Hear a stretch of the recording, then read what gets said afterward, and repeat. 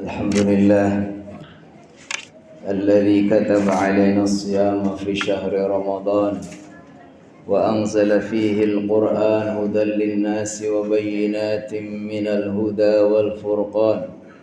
أشهد أن لا إله إلا الله وحده لا شريك له وأشهد أن محمدا عبده ورسوله أرسله بالهدى والفرقان.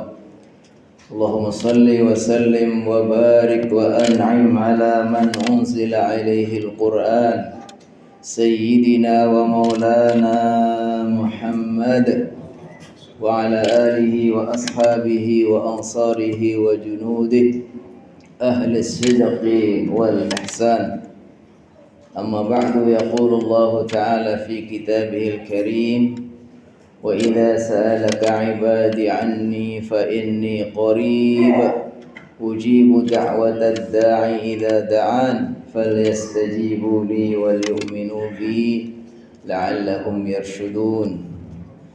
وقال صلى الله عليه وسلم: ما من مسلم يدعو بدعوة إلا أعطاه الله إحدى ثلاث: إما أن يعجل له بدعائه في الدنيا وإما أن يدخره في الآخرة وإما أن يدفع عنه المصيبة مثله أو كما قاله صلى الله عليه وسلم. Hadirin dan hadirat jamaah salat Isya nyambung tarawih dan witir di Masjid Baitur Rahman, rumah Allah yang Maha Penyayang, yang insya Allah senantiasa dimuliakan, diridhoi dan diberkahi Allah Subhanahu wa taala. Wabil khusus kepada para tokohnya ya, para alim ulama, para ustadz-ustadzahnya. Dan bagi saya ini semua adalah jamaah yang istimewa, karena jamaah di 10 hari terakhir. Jadi jamaah khusus, jamaah yang punya potensi untuk menjadi para juara ya. Ibarat pertandingan, masa penyisian sudah lewat ya, semifinal sudah lewat, ini sekarang sedang final nih. Ini semua insya Allah mudah jadi juara semua ya. Alhamdulillah, pada malam yang penuh berkah ini saya mendapatkan satu kehormatan bisa hadir silaturahim di sini di Masjid Baitur Rahman dengan wasilah Ustadz kita, Ustadz Hadiri Abdul Razak. Ini beliau benar-benar Ustadz ya, sahabat saya yang sudah sekian lama secara tatap muka nggak ketemu ya, tapi kalau batin ini ikatannya sangat kuat. Karena dulu sama-sama satu perguruan ya, satu perguruan dulu waktu sama-sama saya di Madura. Alhamdulillah, jadi karena beliau yang undang ini saya nggak bisa nolak. Padahal saya jauh tadi, saya tinggal di Depok. Saya berpikir kalau habis buka saya kesini kira-kira terkejar apa enggak ya. Saya bilang, Ustadz jangan saya kejauhan dah, nanti aja kapan-kapan. Katanya, pokoknya beliau minta ya, akhirnya bismillah ini. Sambil saya bukanya sedikit doang itu, segera sholat kemudian berangkat. Saking semangatnya. Tapi alhamdulillah sampai di sini memang tidak mengecewakan. Jamaahnya masih banyak, masih semangat semua. Insya Allah ini jamaah yang tidak hitung-hitung ganjil genap ini ya, pokoknya semua selalu full ya, insya Allah.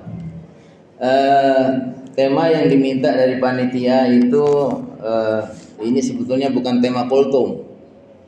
Kalau kultum ini kan kuliah 7 menit ya, atau mungkin lebih sedikit lah, 17 gitu, nggak sampai 70 ya.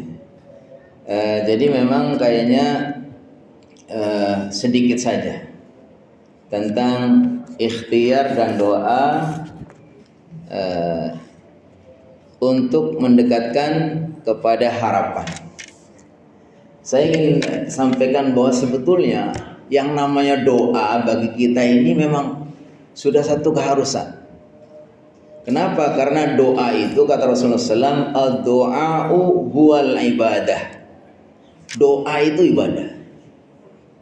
Bahkan pengertian sholat saja yang merupakan kewajiban yang menjadi tanggung jawab kita, yang nanti akan diperiksa pertama kali, awwalu ma yuhasabu bil 'abdu yaumil qiyamah as-shalah. Itu pun pengertian secara umum itu as-salatu lughatan ad-du'a. Salat menurut bahasa itu doa. Jadi bagi kita berdoa itu memang suatu keharusan. Hadis lain mengatakan ad-du'a'u mukhul ibadah.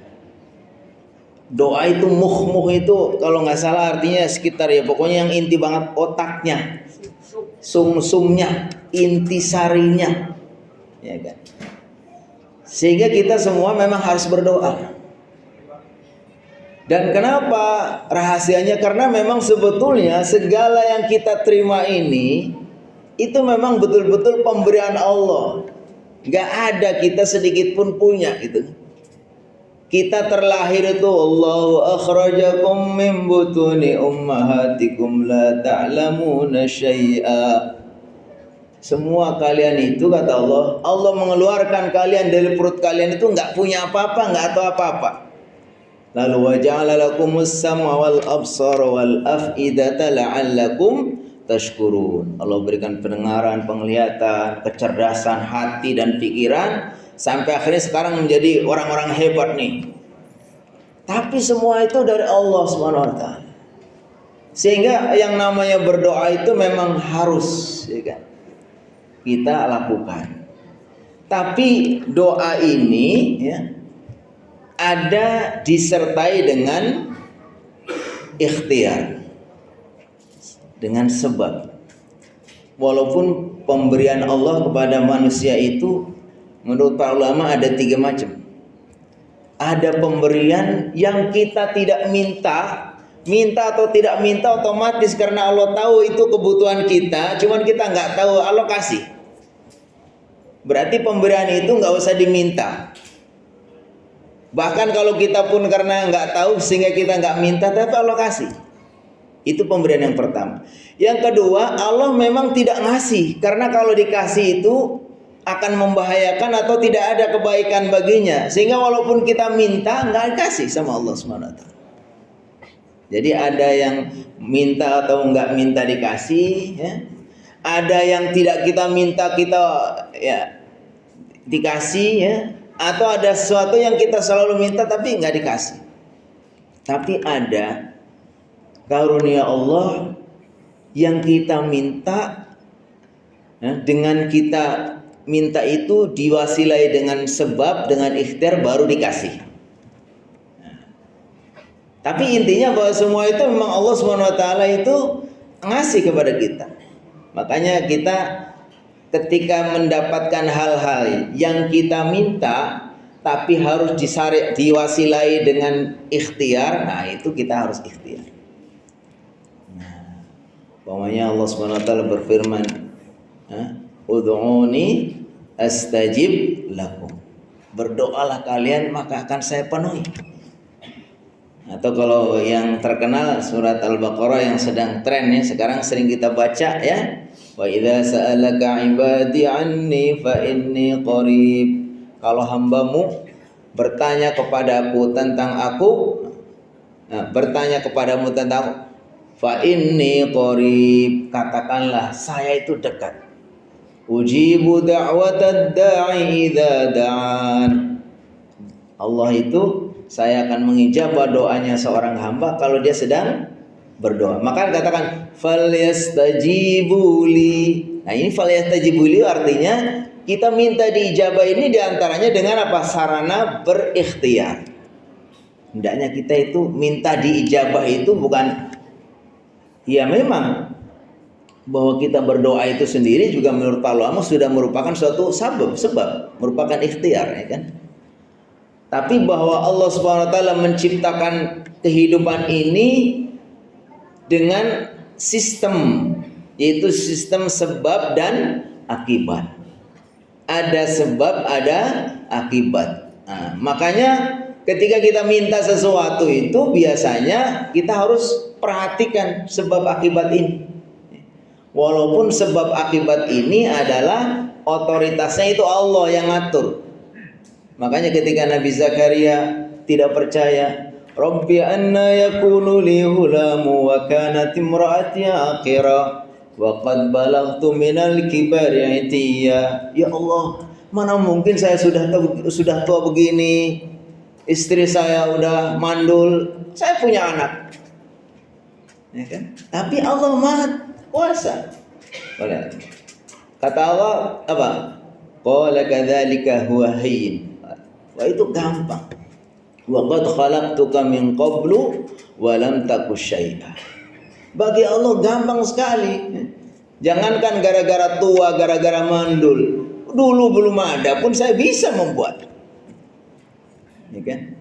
Siti Maryam, Rabbi anna yakunu li waladu wa lam yamsasni bashar. Ya Allah, mana bisa saya punya anak?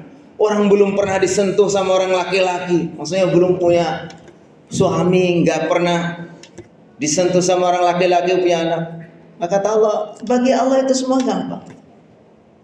Jadi kesimpulannya bahwa kita ini memang harus berdoa. Berdoa kita berikhtiar semaksimal yang kita bisa, tapi kita yang namanya ikhtiar itu tidak menjadi jaminan. Bahkan kalau kita mengandalkan kepada sebab, jaminan ini bisa menyebabkan kita itu terjerumus kepada kemusyrikan. Jadi kalau kita berikhtiar, ya kan, kemudian kita tergantung kepada ikhtiarnya itu, kita jadi terjerumus musyrik. Kita berobat bahwa yang menyembuhkan adalah Pak Dokter atau obat yang kita minum, kita bisa musyrik, ya kan? Kita berusaha bisnis atau dagang atau apa, bahwa dengan dagang inilah yang menyebabkan kita dapat rezeki dan lain-lain, bisa menjadi kemusyrik. Jadi intinya kita diperintahkan untuk selalu berdoa kepada Allah Subhanahu wa taala, dan kebanyakan berpendapat ulama termasuk Ibnu Qayyim mengatakan bahwa doa itu sendiri sudah merupakan bagian dari sebab. Doa itu sendiri sudah merupakan bagian dari sebab atau bagian dari ikhtiar. Ya kan? Jadi kalau orang sudah Allah kasih kemudahan untuk selalu berdoa, itu peluang untuk bisa diijabah itu lebih besar. Maka saya kutipkan kisah tentang seorang yang selalu mulazamah, selalu membiasakan untuk beristighfar. Istighfar itu kan ya doa juga, minta ampun. Astagfirullah, astagfirullah. Ada seseorang dulu di zaman hidupnya Imam Ahmad, banyak nih ceritanya juga diceritakan oleh banyak ulama, bahwa ada seorang yang terus selalu beristighfar. Dan dirasakanlah bagaimana manfaatnya orang yang selalu berdoa, berzikir, beristighfar, sampai beliau mengatakan semua hajat-hajatnya itu dikabulkan. Tinggal satu hajat yang belum dikabulkan. Waktu itu hajat yang dia inginkan bagaimana di zaman itu, ya informasi nggak kayak sekarang, ya kan, belum ada HP, belum ada macam-macam. Pokoknya dia ingin kapan-kapan ketemu dengan seorang ulama ahli hadis, ulama besar yang sangat terkenal, namanya Imam Ahmad bin Hanbal. Dia akhirnya terus mulazamah, berzikir, beristighfar, terus istighfar. Sampai suatu saat itu Allah lah yang mengatur bagaimana, sebenarnya Allah yang membuat. Imam Ahmad itu suatu saat dia ingin melakukan dalam hidupnya, ingin melakukan satu safar, perjalanan. Dia pergi ke suatu tempat. Sampai dia dengan izin Allah, pas dalam perjalanan safar itu dia kemalaman, nggak ada kendaraan atau bagaimana, nggak ada tempat istirahat, sampai dia akhirnya istirahat di masjid. Ya kan? Dalam kisah itu. Begitu dia istirahat di masjid, selesai sholat, kemudian sama marbotnya itu nggak boleh, Pak. Ini nggak boleh kita bapak tidur sini. Pokoknya dipaksa. Udahlah, saya boleh nggak saya ngambil di sini ya, di pojok aja di sini nggak apa-apa. Saya nggak punya siapa-siapa di sini untuk nginep. Kata marbotnya kejebak, oh nggak boleh Pak. Pokoknya semua keluar. Habis itu dia keluar dari masjidnya. Dia berpikir si marbot itu sudah agak menjauh itu. dia ngambil posisi dekat pintu. Dari sinilah masa nggak boleh dekat pintunya gitu ya, di empernya gitu. Rupanya si marbot balik lagi, ngusir lagi. Pak, pokoknya jangan di sini Pak, pokoknya sana. Akhirnya dia pergi. Ngelihat ada rumah nggak jauh dari masjid ya, orang penjual roti, pembuat roti gitu. Akhirnya si tuang roti itu ngelihat ini ada orang mau numpang tidur aja nggak boleh, sampai di emper aja diusir-usir. Akhirnya ditawarin dulu, Pak sini aja. Akhirnya disuruh masuklah ke rumah itu kan roti itu. Setelah masuk ke situ, dilihat itu, ditawarin roti, Imam Ahmadnya disuruh dikasih tempat seadanya. Cuman yang dia heran itu si Imam Ahmad ngelihat tukang roti itu kok istighfar terus, astagfirullah, astagfirullah.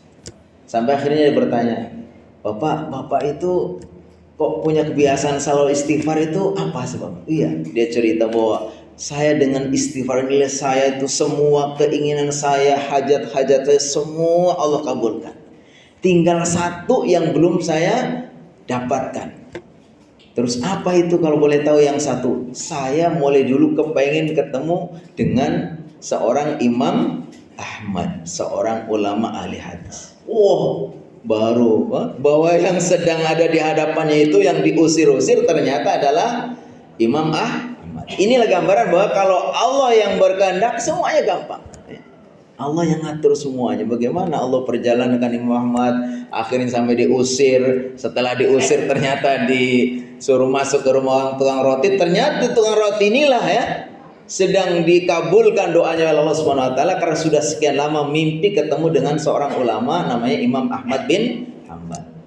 Jadi marilah ini di bulan Ramadan, apalagi ini 10 hari terakhir, saatnya kita insyaallah doa-doa kita diijabah ya kan.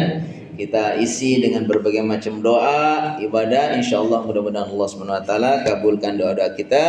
Wabillahi taufiq wal hidayah. Wassalamualaikum warahmatullahi wabarakatuh.